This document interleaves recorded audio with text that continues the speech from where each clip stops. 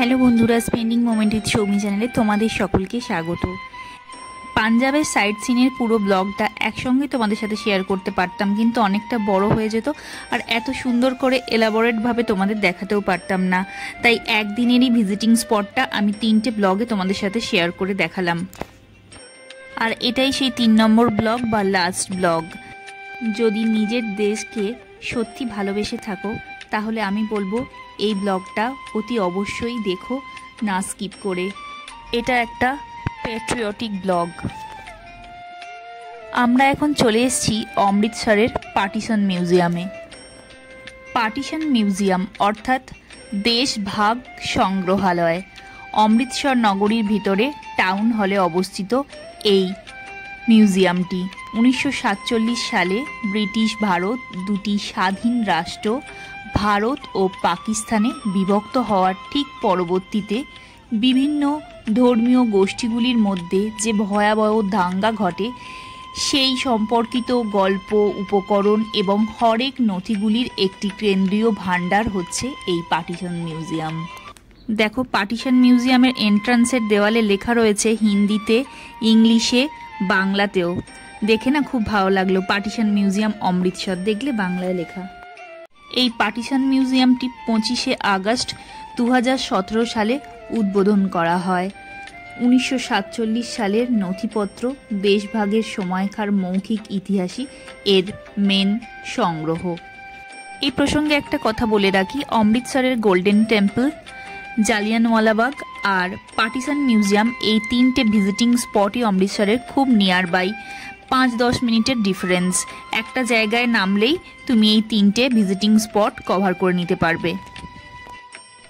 এটাই পার্টিশন মিউজিয়ামের main entrance. বিকেল হয়ে গেলেই কিন্তু এখানে খুব সুন্দর লাইটিং দেওয়া হয়। আর এই হচ্ছে টিকিট কাউন্টার। ইন্ডিয়ানদের জন্য টিকিট মূল্য হচ্ছে 10 টাকা আর ফরেনারদের জন্য হচ্ছে 250 টাকা। মেন গেটে ঢোকার সময় টিকিটটা চেক করবে, তারপরে মিউজিয়ামের ভিতরে কিন্তু ঢুকতে দেওয়া হবে। মিউজিয়ামটি সকাল 10টা থেকে রাত্রির 8টা পর্যন্ত খোলা থাকে। এটা 1919-এর 10 টাকার নোট। দেখো, ছিঁড়ে গেছে, তাও কত সুন্দর যত্ন করে রাখা হয়েছে। 1947 সালে ভারত বিভাজনের ফলে ব্রিটিশ ভারতের পাঞ্জাব প্রদেশ দ্বিখণ্ডিত হয়। পাঞ্জাব প্রদেশকে ভেঙে পাঞ্জাব প্রদেশ পাকিস্তান আর পাঞ্জাব রাজ্য ভারত গঠিত হয়। মানে পাঞ্জাবের কিছুটা পোর্শন পাকিস্তান আর পাঞ্জাবের কিছুটা পোর্শন ভারত। বেঙ্গল প্রেসিডেন্সি ভেঙে গঠিত হয় পশ্চিমবঙ্গ রাজ্য, যেটা ভারতে অবস্থিত, আর পূর্ব পাকিস্তান প্রদেশ, যেটা পাকিস্তানে অবস্থিত। ভারত বিভাজনের অব্যাহতির পূর্বেই পাঞ্জাব অঞ্চলে যে ধর্মীয় দাঙ্গা বেঁধেছিল তাতেই উভয় ধর্মের 2 লক্ষ থেকে 5 লক্ষ পর্যন্ত মানুষ প্রাণ হারিয়েছিল। প্রায় 1,40,00,000 হিন্দু, শিখ, মুসলমান ভারত বিভাজনের ফলে বাস্তুচ্যুত হয়েছিল এবং এর ফলে মানব ইতিহাসের বৃহত্তম দেশত্যাগের ঘটনা হিসাবে এটি চিহ্নিত। দেশভাগের ফলে যারা ক্ষতিগ্রস্ত হয়েছিল, যারা প্রাণ হারিয়েছিলেন, তাদেরই স্মৃতির স্মরণে পাঞ্জাব সরকার যুক্তরাষ্ট্রের আর্টস অ্যান্ড কালচার হেরিটেজ ট্রাস্টের সঙ্গে মিলে এই মিউজিয়ামটি প্রতিষ্ঠা করেন 17 সালে 25শে আগস্ট।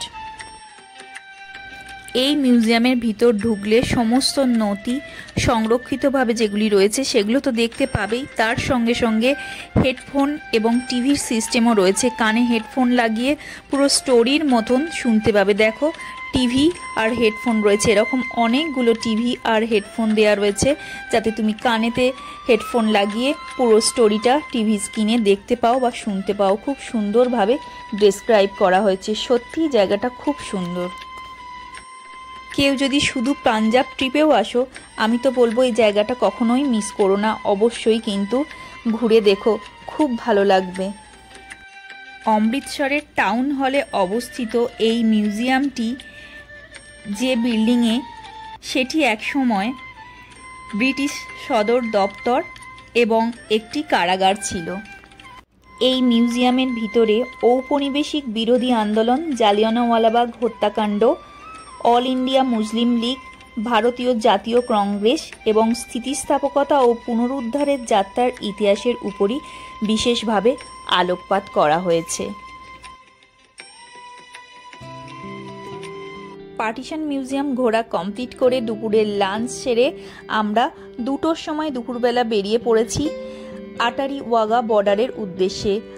আমাদের ট্যুরের দাদা এরকম 2টো ট্রাভেলার বুক করে নিয়েছিল, এই ট্রাভেলারে করেই কিন্তু আমরা পুরো ট্রিপটা কমপ্লিট করেছি। পুরো ট্রিপটার ডিটেলস, খাওয়া দাওয়া একদম লাস্টে বৈষ্ণোদেবীর ব্লগটা শেয়ার করার পর তোমাদের সাথে অবশ্যই শেয়ার করব। যাই হোক, এখন দেখো আমরা চলে এসেছি আটারি ওয়াগা বর্ডারে। খুব বিখ্যাত পাঞ্জাবে অবস্থিত এই ভারত পাকিস্তান বর্ডারটি, সেই সঙ্গে পাঞ্জাবের অত্যন্ত জনপ্রিয় দর্শনীয় স্থানও এটি একটি।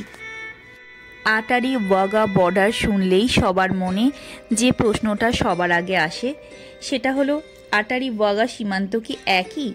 হ্যাঁ, এই দুটোর মধ্যে কোনো পার্থক্য নেই। দুটো দেশের দুটো সীমান্ত, ভারতের হচ্ছে আটারি আর ওয়াগা হচ্ছে পাকিস্তানের। আটারি একটি ছোট্ট গ্রাম এই বর্ডার সংলগ্ন, ঠিক তেমনি পাকিস্তানের দিকে বর্ডার সংলগ্ন ছোট্ট গ্রামটি হচ্ছে ওয়াগা। এই দুটো গ্রামের নাম অনুসরণ করেই বর্ডারটির নামকরণ করা হয়েছে আটারি ওয়াগা বর্ডার। এই আটারি ওয়াগা বর্ডারে প্যারেড প্রোগ্রাম হয়, যেটা দেখবার জন্যই আমরা এসছি, যেটা শীতকালে শুরু হয় 4:15 থেকে আর গ্রীষ্মকালে শুরু হয় 5:15 থেকে। দুপুর 2-3টের পর থেকেই এই বর্ডারের ভিতর প্রবেশ করতে দেয়া হয়। এই অনুষ্ঠান দেখবার জন্য কোনো রকম বুকিং সিস্টেম নেই, আগে পৌঁছালে আগে বসবার সুযোগ পাবে। তবে বসবার প্রচুর জায়গা আছে, কোনো অসুবিধা হয় না, দেখে বুঝতেই পারছো। এটাই হচ্ছে আমাদের আটারি বর্ডার। আর ওই পাশে দেখো পাকিস্তানের ফ্ল্যাগ দেখা যাচ্ছে, ওটাই হচ্ছে ওয়াগা বর্ডার। এই আটারি ওয়াগা বর্ডারের বিকালের অনুষ্ঠানটা 2 থেকে 2.5 ঘন্টার হয়। পুরোটা তো শেয়ার করা সম্ভব নয়, কিছুটা তোমাদের শেয়ার করছি এবং রিয়েলটাই শেয়ার করব, কোনো গান এডিট করব না, কপিরাইট এলে আসবে আমি চাই, তবুও তোমরা পুরোটা দেখো, গায়ে কাঁটা দেবে জাস্ট। ভীষণ ভালো লেগেছে অনুষ্ঠান।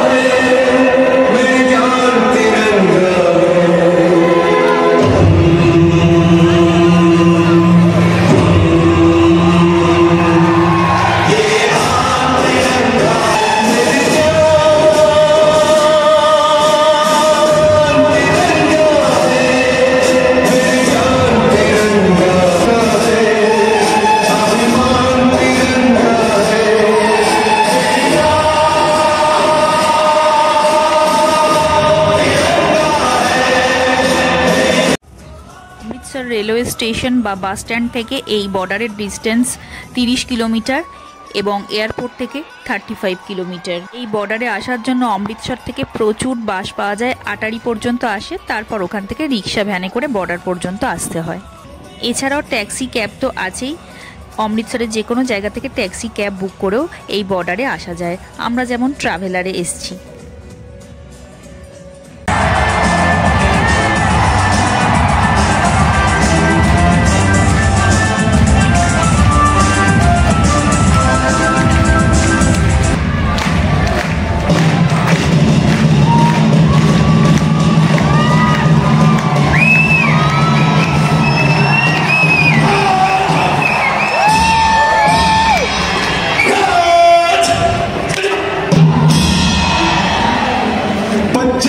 के इस आयोजन में भारतीय बीएसएफ के जवान एवं पाकिस्तान रेंजर के जवान एक ही समय में अपने अपने राष्ट्रीय ध्वज को से सम्मान उतारते हैं और आज की परेड का नेतृत्व कर रहे हैं श्री गौरव शर्मा, असिस्टेंट कमांडेंट, व उनके साथ में सब इंस्पेक्टर विजय सिंह।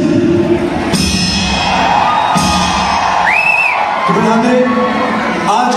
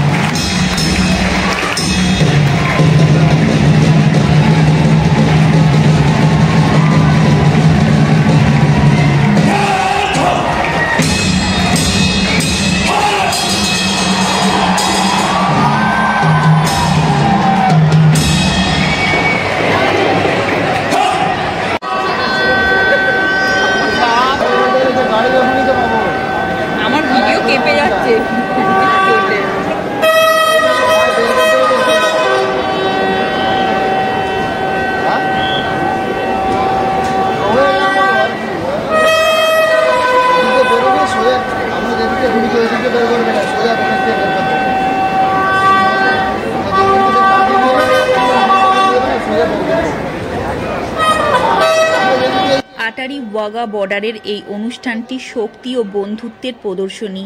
এটি একটি শুভাকাঙ্ক্ষী অঙ্গভঙ্গি হিসাবে শুরু হয়েছিল এবং এটি জাতির পাশাপাশি তাদের ভ্রাতৃত্বের মধ্যে প্রতিদ্বন্দ্বিতাকে নির্দেশ করে। বছরের পর বছর ধরে এই বিটিং রিট্রিট বর্ডার অনুষ্ঠান প্রতিযোগিতামূলক এবং আক্রমণাত্মক হয়ে উঠেছে। উভয় দেশের সেনাবাহিনী একে অপরকে ছাড়িয়ে যাওয়ার চেষ্টা করে।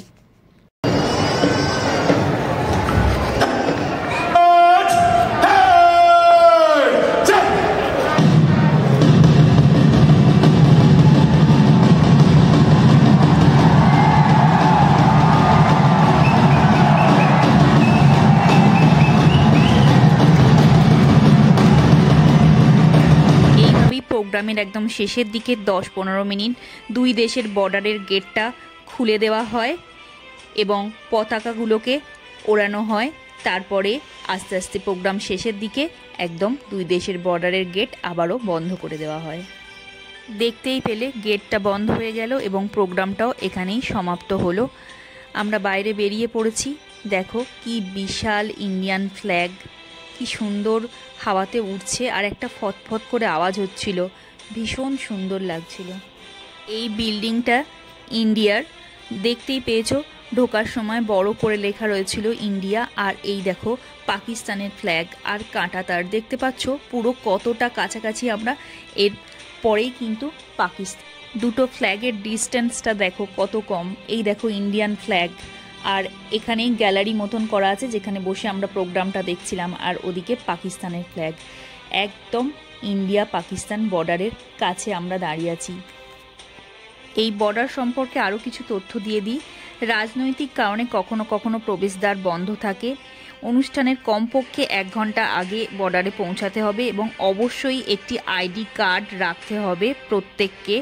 বর্ডারের এন্ট্রান্স গেটে প্রত্যেকের ফুল বডি চেকিং করা হবে। বড় ব্যাগ থাকলে সেটা লকারে রাখতে হবে। পার্স এবং মোবাইল ফোন জলের বোতল নিয়ে ভিতরে ঢুকতে দেওয়া হবে এবং মোবাইল ক্যামেরা দুটোই ইউজ করতে দেওয়া হয়। না না, এটাই নোমাস ল্যান্ড। এই মিডলটা, ওই যে দাগটা বেরিয়ে গেছে ওই প্লেনটা পথে, ওই যে সোজা ওইগুলো পাকিস্তান, ওই সব। এই দেশাত্মবোধক ব্লগটা যদি তোমাদের ভালো লেগে থাকে তাহলে অবশ্যই ছেড়ে যাওয়ার আগে একটা লাইক করো, শেয়ার করো, সাবস্ক্রাইব করো। টাটা।